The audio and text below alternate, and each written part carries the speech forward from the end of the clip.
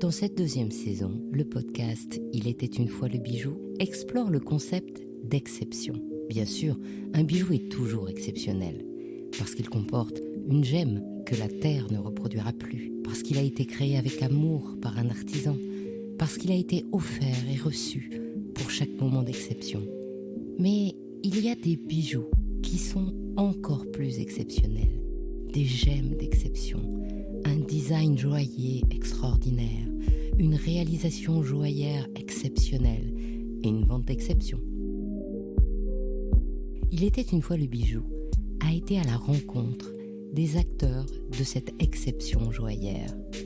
Pour commencer par le début, j'ai interviewé Laurent Massy. Il est docteur en physique, gémologue reconnu. Il a exercé notamment 12 ans à Bangkok. Il est spécialiste des gemmes d'exception comme les pierres Color Change et bien évidemment, il est conférencier. Il a récemment fondé à Nice la nouvelle école de gémologie qui s'appelle l'Agathe. Je lui ai posé cette question toute simple et dont la réponse est pourtant complexe. Qu'est-ce qu'une gemme d'exception ? Je suis Anne Desmarais de Jotan, amoureuse des mots et passionnée du bijou. Êtes-vous prêt à écouter cette belle histoire de bijou ? Commençons. Il était une fois le bijou.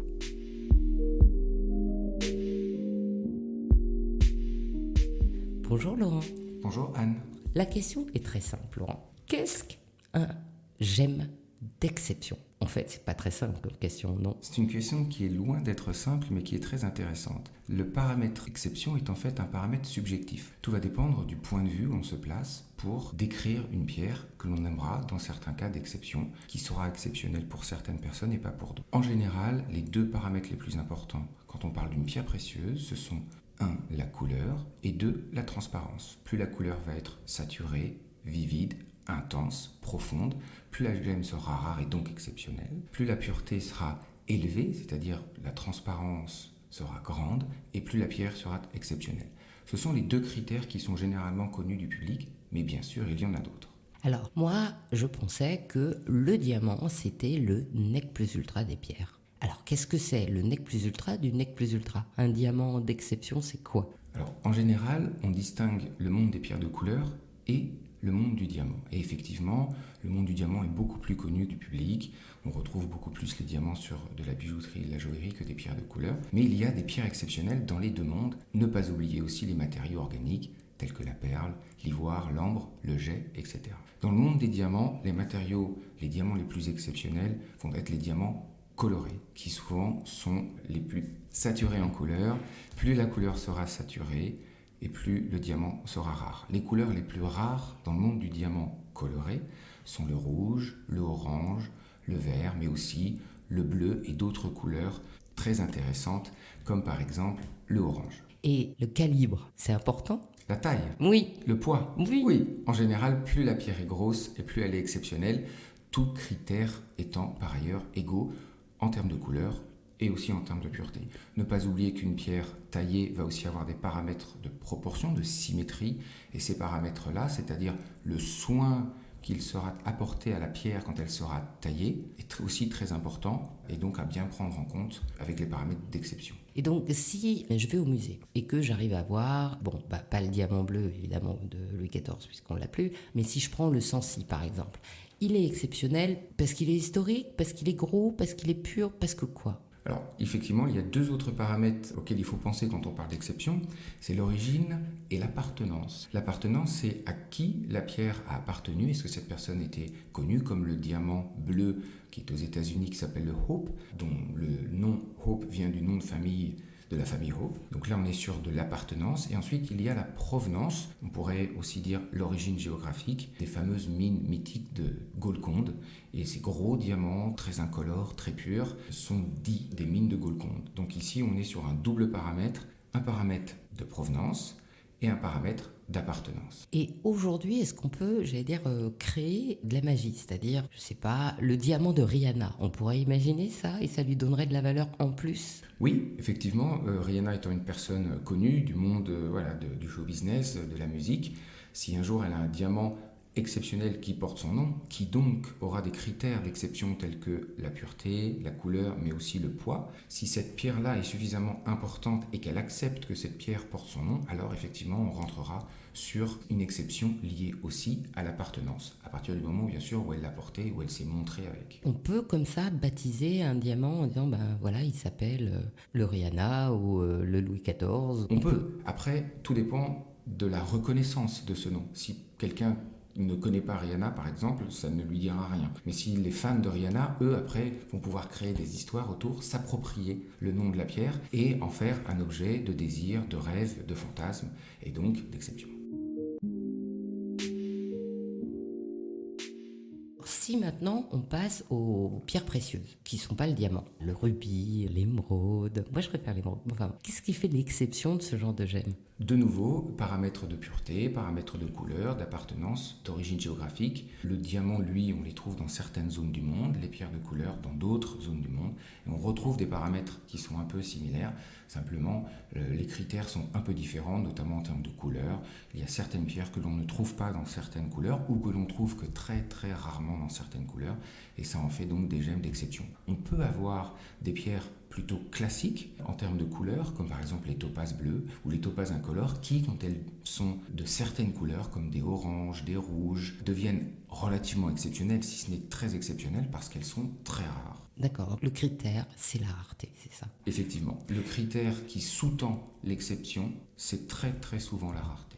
Et du coup, la rareté, elle est amenée par cette magnifique couleur, ou une couleur exceptionnelle par rapport à la gemme. Mais par exemple, une émeraude, c'est toujours vert. Et donc l'exception dans une émeraude, ça va être juste le poids, ou la provenance, ou si c'est porté par un maharaja avant. Ou l'intensité de la couleur, parce que comme tu sais Anne, il y a 3 paramètres dans la couleur, la teinte, dans ce cas-là le vert, mais il y a aussi la saturation et le ton. Et donc les pierres qui auront le moins de ton et avec la plus forte saturation seront considérées plus exceptionnelles que des pierres qui auront une saturation plus faible, donc moins de couleur, ou plus de ton et qui sont par exemple plus sombres. Si on veut être précis dans la description de la couleur, et notamment pour expliquer l'exceptionnalité d'une pierre, alors il faut prendre ces 2 autres paramètres en compte. Ensuite, il y a effectivement aussi l'origine géographique. Dans l'inconscient collectif, les pierres, les émeraudes, les plus belles émeraudes viennent de Colombie, les plus beaux rubis de Birmanie, les plus beaux saphirs du Cachemire et les plus beaux diamants des mines de Golconde. Aujourd'hui, on le sait tous, ce n'est plus vrai, mais ça reste du domaine du fantasme, de l'histoire, et puis aussi quelque part du rêve.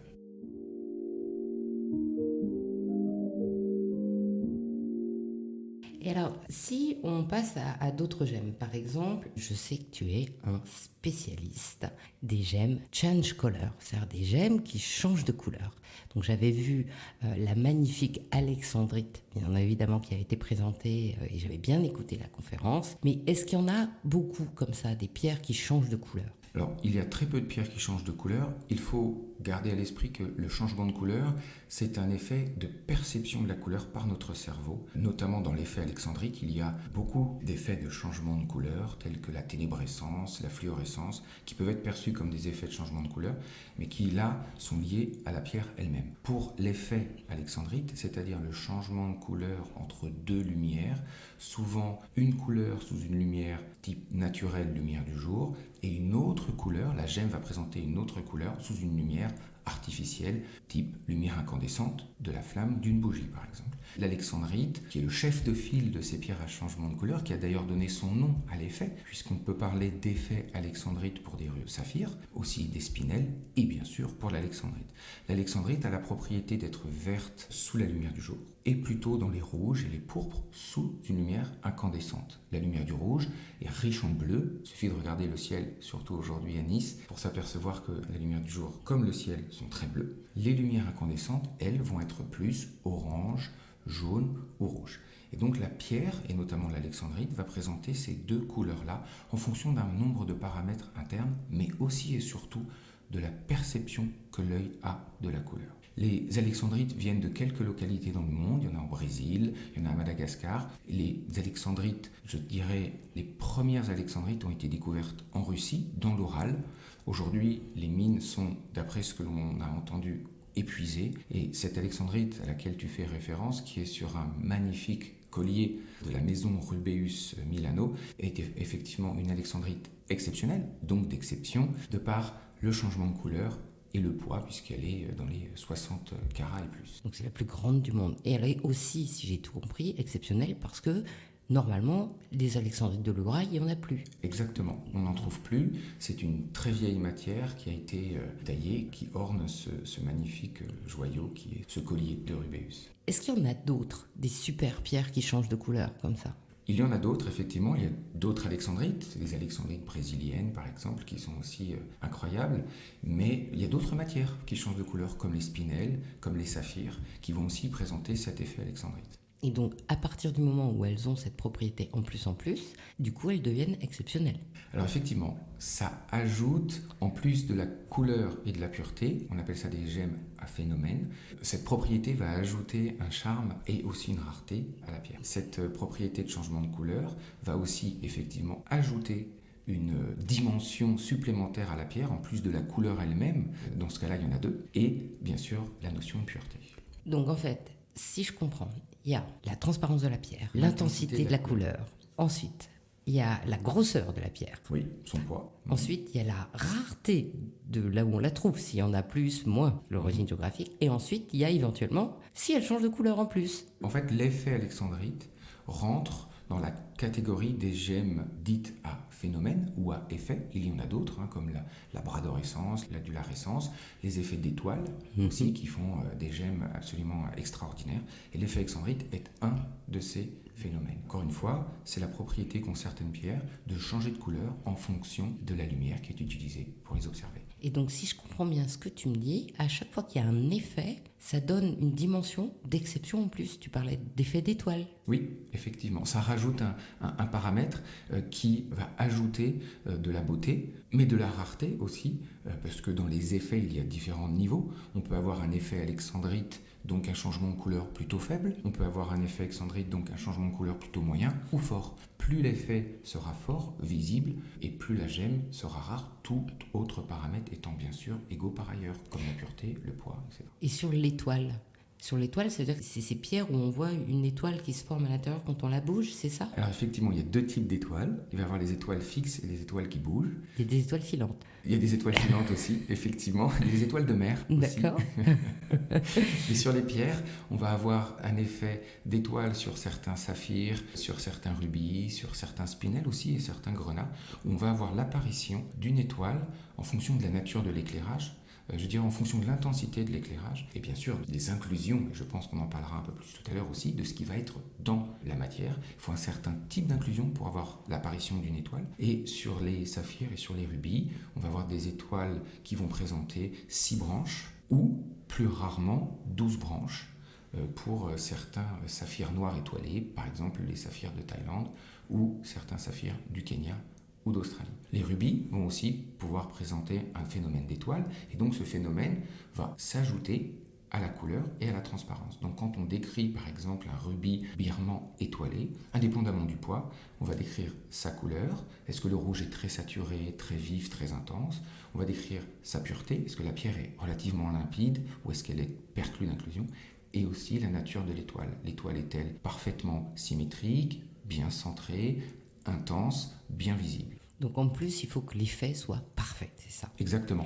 Plus on approche la perfection sur ces critères-là, et plus la pierre sera une pierre d'exception. Et qu'est-ce qu'il y a comme autre effet? En plus des pierres étoilées, alors des pierres étoilées avec une étoile flottante qui bouge. Quand on dit étoile qui bouge, c'est qu'en fait l'étoile va se déplacer quand la lumière, l'observateur ou la pierre bouge. Il y a un deuxième effet d'étoile un peu moins connu, on appelle ça les pierres trapiches, avec un effet d'étoile fixe. Là, l'étoile est figée dans la matière. Si on bouge la tête, l'observateur, donc la lumière ou la matière, donc la pierre, l'étoile ne bouge pas. Et là, on retrouve certains saphirs trapiches. Alors le mot trapiche vient, si mes souvenirs sont bons, d'un terme espagnol qui est la roue à 6 branches. Et les premières gemmes trapiches qui ont été découvertes étaient des émeraudes, ou en tout cas décrites, étaient des émeraudes, les fameuses émeraudes trapiches de Colombie. Et ensuite, sont apparus les rubis trapiches. Il y en a par exemple à Monchou en Birmanie. Il y a aussi des saphirs trapiches. Il y en a aussi en Birmanie, il y en a aussi à Madagascar, il y en a au Sri Lanka. Ces effets d'étoiles, là on est sur un effet d'étoile fixe. Cela ajoute, en plus des paramètres dont on vient de parler, une rareté à la pierre. Alors sinon, je crois qu'on va parler des pierres à inclusion. Parce que moi, on m'avait toujours dit, s'il y a des inclusions, c'est moins bien. Et en fait, on m'a expliqué, alors tu vas m'expliquer comment, une inclusion peut donner plus de valeur à une pierre. Tout à fait. Encore une fois, c'est un paramètre subjectif. Disons que généralement, moins la pierre est incluse, plus elle est transparente et plus elle est recherchée. Mais il y a certaines pierres qui sont recherchées pour leurs inclusions à différents niveaux. Il y a des pierres, très peu, dont les inclusions vont grandement ajouter de la valeur à la pierre, et notamment, par exemple, certaines inclusions dans les grenats démantoïdes, qui est une variété de grenat andradite, c'est un grenat vert, et quand on retrouve en inclusion une inclusion qu'on appelle en queue de cheval à l'intérieur du grenat, qui sont des fibres qui forment comme une queue de cheval. Si cette inclusion a été bien placée par le lapidaire, c'est-à-dire sous la table, bien visible, alors là la pierre va effectivement avoir beaucoup plus de valeur, indépendamment de tout paramètre esthétique. Mais cette queue de cheval est quelle couleur alors ? En général, ce sont des fibres qui sont jaunes à l'intérieur, qui peuvent être légèrement dorées et qui se retrouvent donc dans certains grenats démantoïdes, notamment les grenats démantoïdes de Russie. On revient encore à la Russie, on en parlait tout à l'heure avec l'alexandrite. La deuxième catégorie, ça va être les pierres qui vont avoir des inclusions qui vont permettre d'identifier leur origine, ou en tout cas une certaine origine dans le monde. Par exemple, les rubis de Birmanie, qui sont des rubis qui ont poussé le long de la chaîne himalayenne, vont avoir un certain nombre d'inclusions à l'intérieur qui vont permettre de les différencier. Par exemple, des rubis qui ont poussé dans certains gisements en Afrique de l'Est, et là on va avoir aussi des inclusions typiques. Donc les inclusions vont permettre en laboratoire de faire la différence entre telle zone géographique ou telle zone géographique. Donc ça c'est la deuxième possibilité. La troisième possibilité, qui nous touche beaucoup plus ici, à l'Agathe, mais aussi personnellement, sont les inclusions esthétiques, que j'appelle les inclusions artistiques. Ces inclusions vont donner à la pierre un charme très particulier, très apprécié des collectionneurs et des passionnés d'inclusion. Alors l'inclusion en gémologie, de façon générale, c'est très important pour mettre en évidence la nature de la gemme, est-elle naturelle, est-elle synthétique. C'est comme ça qu'on permet de faire la différence dans la majorité des cas. Une origine géographique, comme on vient de le voir, mais aussi ajouter un charme esthétique, artistique à la pierre. Et on va pouvoir observer ces inclusions avec un microscope grossissant 50 fois jusqu'à plus de 100 fois. Et ce qui est le cas ici, faire les photos de ces inclusions. Et certaines photos sont tellement belles qu'on dirait une œuvre d'art. Donc en fait, ces inclusions, on les voit pas à l'œil nu. C'est pas comme l'agate dendritique, on voit les petits arbres sur le fond blanc. C'est pas de ça dont tu me parles. Tout à fait. Il y a différents niveaux de visibilité de l'inclusion. Il y en a certaines, quand elles sont dans des grosses pierres, par exemple dans certains gros quartz, on voit toutes ces myriades d'inclusions vertes qu'on appelle la chlorite. Et là, on les voit à l'œil nu. Après, quand on met une pierre à inclusion, même si on peut les observer à l'œil sous un microscope, c'est tout un monde qui se découvre à nos yeux, et l'expérience a montré, après plus d'une vingtaine d'années d'enseignement, que quand on montre des pierres à inclusion bien choisies avec un bon microscope à des étudiants, souvent on n'arrive plus à les décrocher parce que c'est littéralement un univers qui est très peu connu, qui est passionnant et dans lequel on a vraiment envie de naviguer et même de se perdre. Ces inclusions ajoutent encore à la rareté de la pierre parce que ce que tu m'expliques là, c'est la queue de cheval, elle donne des reflets jaunes. Donc sur le démantoïde qui est un vert anis assez fort, ça doit donner des reflets encore plus importants. Et c'est ça qui ajoute encore parce que la beauté est démultipliée. Tout à fait. Alors toujours penser que la beauté est toujours un paramètre qui est subjectif et qui dépend de l'observateur. Et il y a effectivement des gens qui préfèrent avoir des pierres complètement sans inclusion. C'est ce que je comprends, notamment par exemple en joaillerie. Il y a d'autres personnes qui, elles, vont préférer avoir des inclusions particulières dans leurs pierres, et ça se retrouve aussi dans le diamant.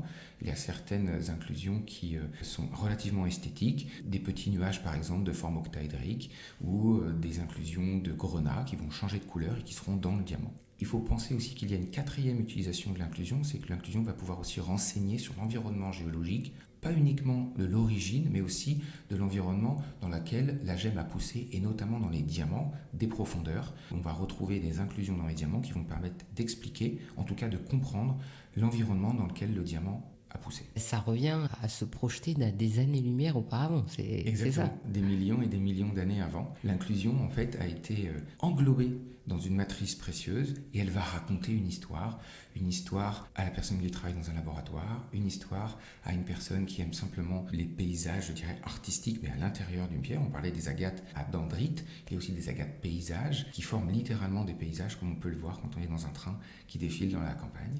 Il y a des inclusions qui vont nous renseigner sur l'environnement géologique de croissance de la pierre, et puis d'autres qui sont tout simplement magnifiques par leur contraste. Par exemple, quand on a une pierre rouge ou une pierre incolore avec une inclusion bleue à l'intérieur, extrêmement intense, extrêmement vivide, le contraste va créer quelque chose de absolument magnifique qu'on aura envie d'observer et parfois de prendre en photo. À ton avis, combien il peut y avoir de gemmes d'exception? Je ne sais pas. Tout dépend des critères d'exception. Par exemple, si on prend un exemple qui m'est personnel, certains spinels, comme tu le sais, je suis un passionné de spinels, il y a dans certains spinels des inclusions très particulières qui font que, pour moi, ce sont des gemmes exceptionnelles, mais ce ne sera pas forcément des gemmes exceptionnelles pour tout le monde. De façon générale, la pierre exceptionnelle est plutôt une pierre qui va être, comme on l'a dit tout à l'heure, très colorée, très pure, et très grosse. Donc forcément, on n'en trouve pas beaucoup. Et forcément, on n'en trouve pas beaucoup. Alors, ça veut dire que par an, combien on trouve de pierres d'exception? Pas assez, et tant mieux, parce que effectivement, l'exception, c'est la rareté. Où est-ce qu'on les pêche? Tout dépend des matières. On peut aller en Asie, en Afrique, en Amérique du Sud. Il y a plein de pays où on peut trouver de très belles gemmes. Et dans chaque mine, je dirais, le Graal, c'est la pierre exceptionnelle qui aura la couleur parfaite, la pureté parfaite, qui sera relativement grosse et qui probablement rendra riche son propriétaire.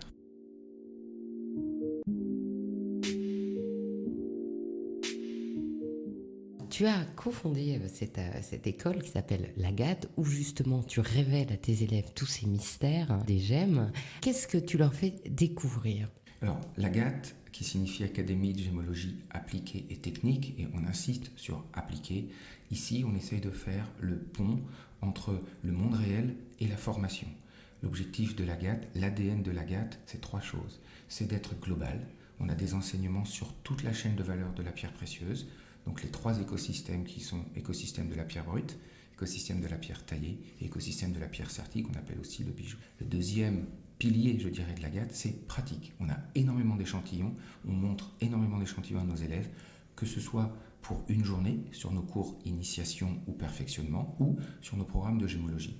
On passe un temps relativement limité et optimisé sur la partie théorique pour comprendre comment les choses fonctionnent, et ensuite on met un maximum d'échantillons dans les mains de nos étudiants et de nos étudiants. Troisième pilier, on est immersif, on essaye un maximum de mettre nos étudiants dans ce que l'on appelle des expériences gémologiques immersives, que ce soit sur le terrain, par exemple, aller en Thaïlande voir les mines, aller en Birmanie, j'étais il y a quelques mois à Mogok pour la première fois, pour aller découvrir les mines de saphir, acheter bien sûr du spinel, découvrir les marchés aux gemmes.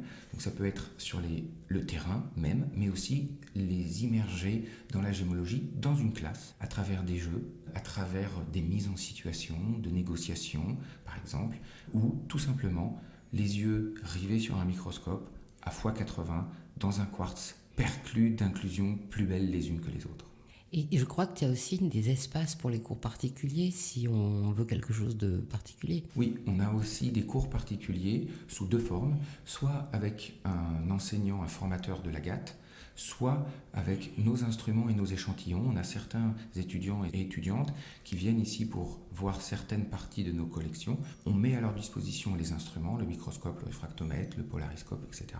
Tous les instruments nécessaires pour observer et analyser les pierres, et on les laisse travailler. On est bien sûr à côté s'il y a des questions. La deuxième forme, comme je le disais, c'est que là on a certains étudiants et étudiantes, personnes qui demandent à avoir des formations sur des sujets très spécifiques. Récemment, on a eu par exemple les inclusions dans les saphirs traités. les inclusions dans les rubis traités, mais on peut aussi avoir les gemmes synthétiques, les gemmes ornementales. Aujourd'hui, on a beaucoup de demandes sur le diamant synthétique. On a une collection relativement sympathique de diamants synthétiques colorés. On a des diamants bleus, on a des diamants roses, on a des diamants oranges qui sont synthétiques, voilà, qui présentent des fluorescences particulières, et après on part sur les notions de gémologie. Et le cursus, sinon habituel, dure... Alors le diplôme de gémologie en version intensive dure 6 mois sur le campus, mais on a aussi ce même diplôme en mode mixte avec la théorie en ligne, à la vitesse de l'étudiant et de l'étudiante.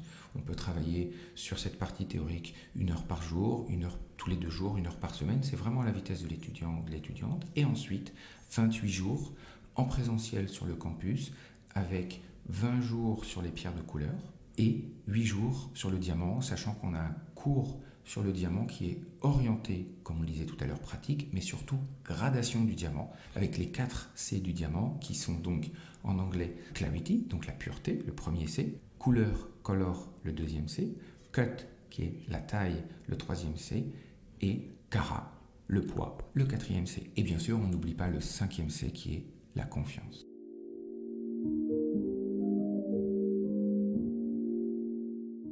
Une fois que tu as fait tout ça, toi, ta pierre d'exception pour toi, c'est laquelle ? J'aime beaucoup les gemmes rares. Donc les gemmes qui sont par essence rares sont des gemmes qui sont par exemple faites, plutôt composées d'éléments chimiques qu'on trouve peu, comme le bore par exemple. Il y a beaucoup de gemmes à base de bore qui sont relativement rares parce qu'il y a peu de bore, d'éléments chimiques bore, sur la planète. Donc il y a certaines gemmes rares qui ont souvent des noms d'ailleurs assez intéressants, couchés dehors on dirait, comme la gérémégévite, la vairirénite, la joachidolite, etc., etc. sont des gemmes qui peuvent être extrêmement colorées, qui peuvent être extrêmement transparentes aussi. On retrouve les 2 critères dont on parlait tout à l'heure, mais qui sont par essence relativement rares. Souvent, il y a 1 ou 2 mines uniquement au monde qui les produisent. Certaines mines sont d'ailleurs, pour certains matériaux gemmes, complètement épuisées. Ma deuxième grande passion, ce sont les spinels. Et là, les spinels, ce sera, j'espère, l'occasion d'un autre podcast. Au revoir. Eh bien, Laurent, merci beaucoup et à bientôt. Merci à toi, Anne.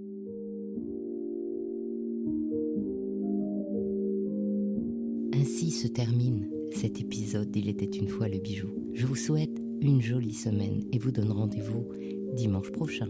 Cette fois pour le format Un bijou comme un bisou. Si vous souhaitez apprendre la gémologie, je vous mets le contact de l'Agathe, l'école fondée par Laurent Massy, dans la page du podcast. Et si cette histoire vous a plu, encouragez le podcast en vous abonnant à votre plateforme d'écoute préférée ou sur YouTube et en mettant des commentaires. Ça fait vraiment une différence. Si vous êtes sur Apple Podcasts, mettez plein d'étoiles et partagez sans modération. Vos encouragements brilleront pour moi comme des joyaux. À dimanche pour une prochaine histoire de bijoux. Et en attendant,